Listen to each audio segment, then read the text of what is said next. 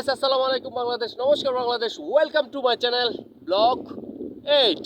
Guys, আজকে আবারও special একটা ব্লগ নিয়ে আসলাম। অ্যান্ড তোমরা দেখতে পাচ্ছ আমার কলিজারা কিন্তু আমার সামনে। অ্যান্ড তোমরা দেখো, এই যে একজন। অ্যান্ড গাইস, আমি তোমাদেরকে দেখাচ্ছি আমরা কোন শহরে আছি অ্যান্ড কোন নদীতে আছি। গাইস, তোমরা দেখতে পাচ্ছ এই যে কত সুন্দর একটা দৃশ্য। গাইস, আমরা নৌকাতে আছি।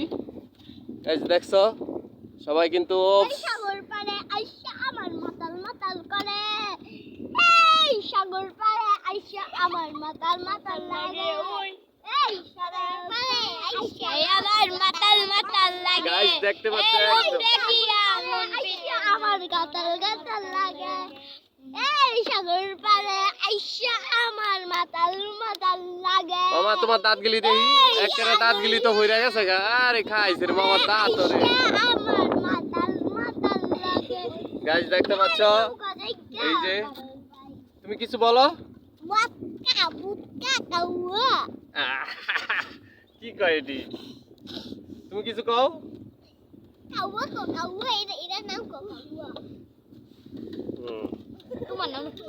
ওকে গাইস, দেখতে পাচ্ছ আমরা কিন্তু এখানে নদীর ধারে ঘুরতে আসছি। গাইস, কত সুন্দর একটা দৃশ্য, ওয়াও, ওয়ান্ডারফুল গাইস। অ্যান্ড তোমরা দেখতেই পাচ্ছ আমাদের পিছনটা কিন্তু অস্থির, আর বাতাসটা কিন্তু অস্থির, আরো অস্থির অস্থির, আর অনুভূতিটা অস্থির।